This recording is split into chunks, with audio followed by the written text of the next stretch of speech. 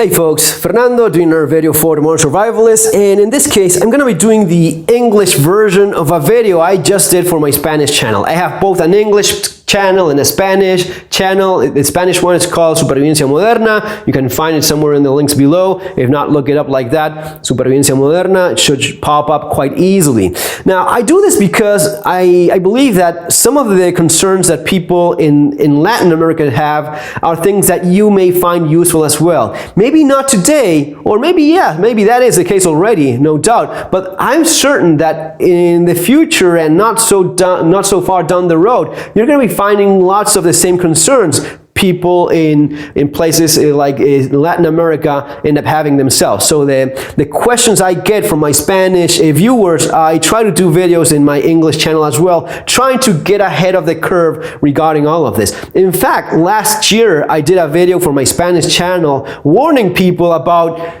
how crime was going to be going up significantly, so how the economy was going to be crashing pretty badly, and lots of folks ended up commenting, "How do you have like some crystal ball? What kind of witchcraft was this?" There was no witchcraft involved, no crystal ball. The only one I have is my 8-ball, and it's not giving me any special answers. This was just common sense and basic understanding of the social political situation over there. So what happened was that Cristina Kirchner, the former president of Argentina, ended up getting back into power through her secretary, who she managed to get elected as president. She's vice president, and she's the one wielding the actual authority, while the puppet in the presidential seat is just a figurehead for just getting that place taking over. Sounds kind of similar, yeah. You know how this is. Just that's the life, the way it is. History repeats itself, or rhymes, or whatever it is.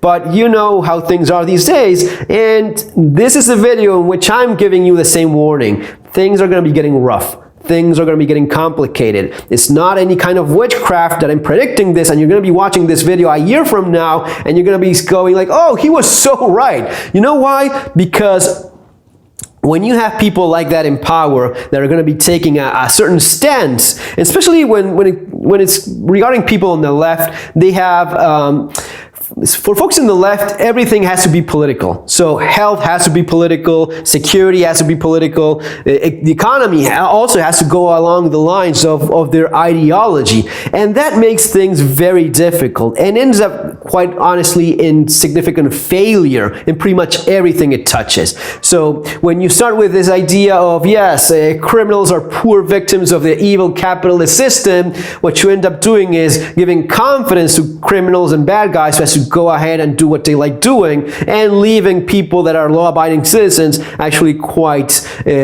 defenseless and in a pretty complicated position. So all of this is going to be happening. So the question I'm getting a lot in my Spanish channel is, how do I defend myself? What do I buy first? Now I'm preaching to the choir here. Most of you guys probably have a gun, but you know what? There's a lot of new subscribers, and there's lots of people that are new into this, and they honestly want to know, what is it should I be buying? Should I get a handgun? Should I get a long gun? Why is that? Is a revolver better than a pistol? Why is that? So lots of these things are questions that a lot of folks have. And even if you are into survival and preparedness, if you are into firearms, there's probably something that you haven't quite thought of and could get something out of this video as well. So answering that first question, what is it better, long gun or handgun? Get both. My suggestion is first start with a handgun. It is the more compact firearm you can have. If it ends up being that way, you can get a concealed carry license for it. Even better, you can conceal carry this gun. You cannot conceal carry either one of those.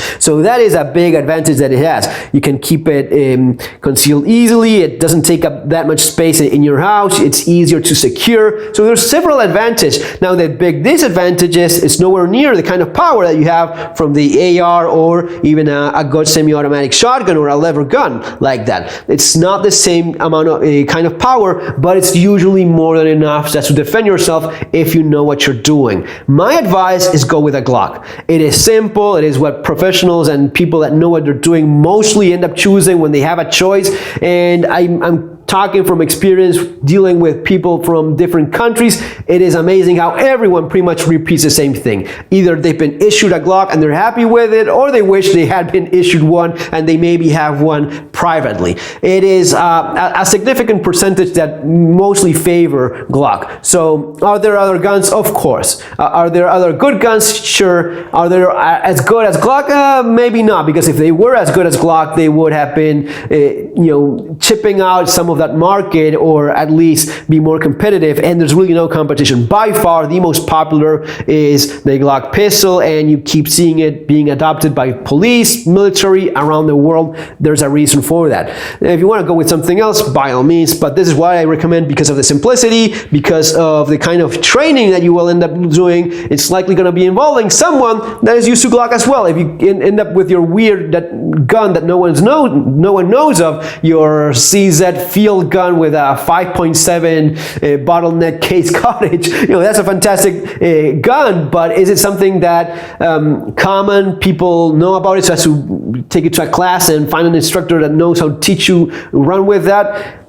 Keep it simple, go with Glock. Now, that advice goes along with a certain amount of training that you probably should be getting if you want to know how to run this type of gun properly, and not have to deal with some of the problems that when in a stressful situation, in a fight for your life, fine motor skills compromised. If you haven't trained until you reach the point of doing things almost instinctively without even thinking about that, then maybe something else is better for you. My advice is get the Glock and get a good class with a qualified instructor. You probably have many around. Ask around, find someone that's good, and take a couple of classes and try practicing every 2-3 times a year. That would be a basic minimum. Now, keeping it honest, most people will not do that. I want to say 90%, but it's actually more like 99% of firearm owners don't train a lot at all. 99% of gun owners have never taken a defensive shooting class, at least not one worth a damn. They don't practice, they don't train, they don't do any of that, and there's a good chance they would be much better served with a revolver. If you're going to be that kind of guy, and it's perfectly fine. If you're going to be practicing, especially if you're going to be doing some practical shooting sport, get yourself a Glock. Don't even think about that.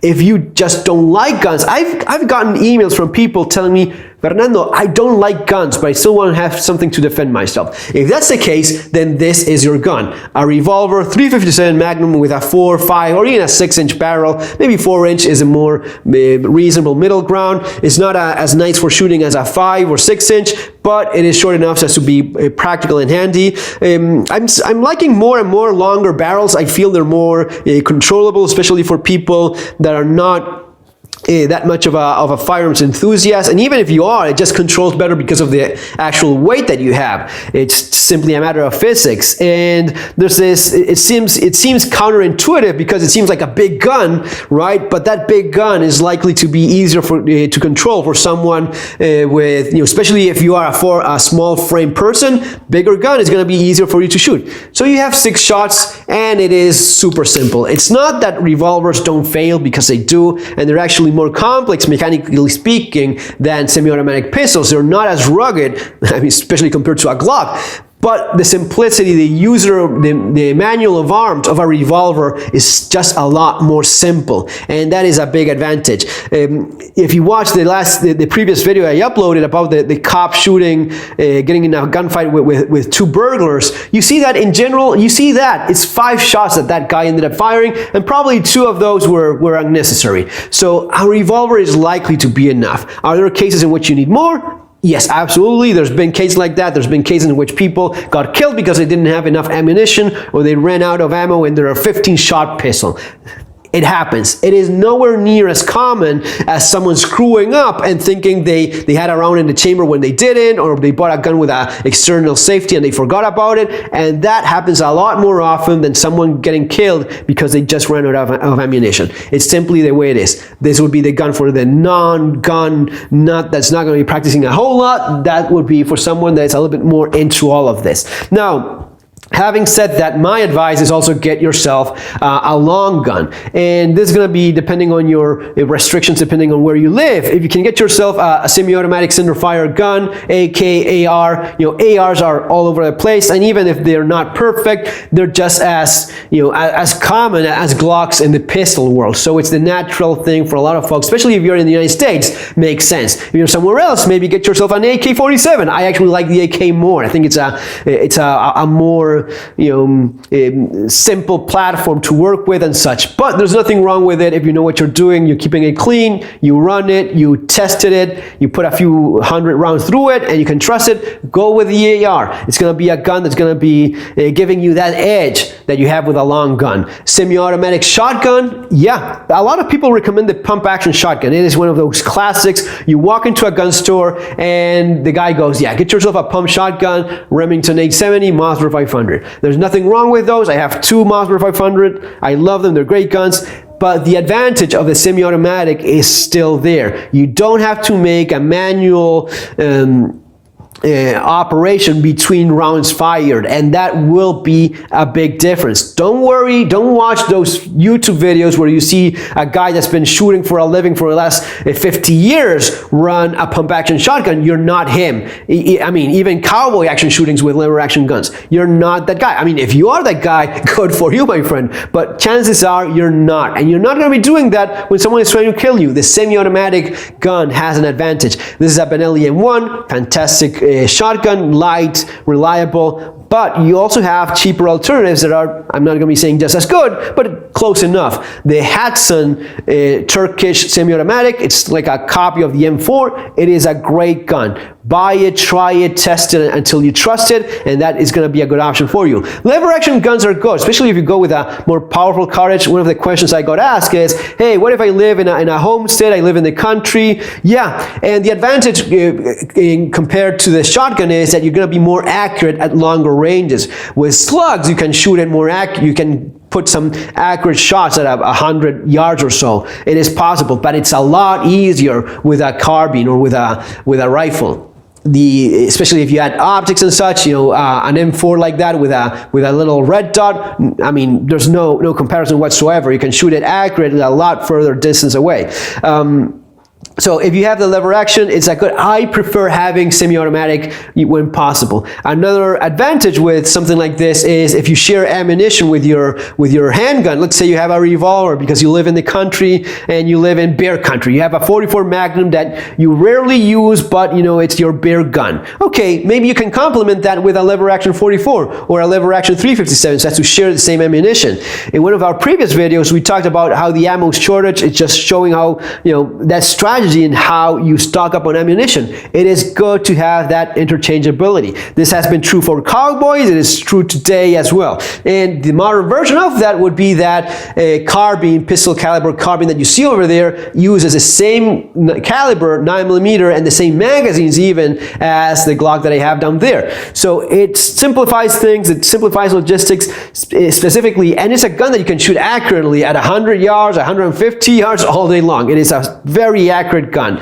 Another advantage of that specific model, it is that it's based on the AR platform. So the pistol grip is the exact same, even the safety trigger, all of those, and the ergonomics, all of those are the same. You want to keep things simple as much as possible, because again, when your fine motor skills are compromised, you will go back to that instinctive repetition of movement that you've been doing all along. The more you repeat it, the more likely you are to perform it when under stress, when you are not controlling things as finely and you're just on autopilot. You're just doing things because that's what you've been doing all along. So don't have 10, 15 different platforms. Try to keep it as simple as possible, especially for the thing that you practice the most, especially for the ones that you keep for self-defense. A lot of this, it goes along with, all of this goes along with proper firearms training. If you haven't got it, then the gun may be useful. Sure, there's people that have no training whatsoever and still manage, or minimal amount of training, and still manage to use a Glock, which they probably wouldn't be as well served as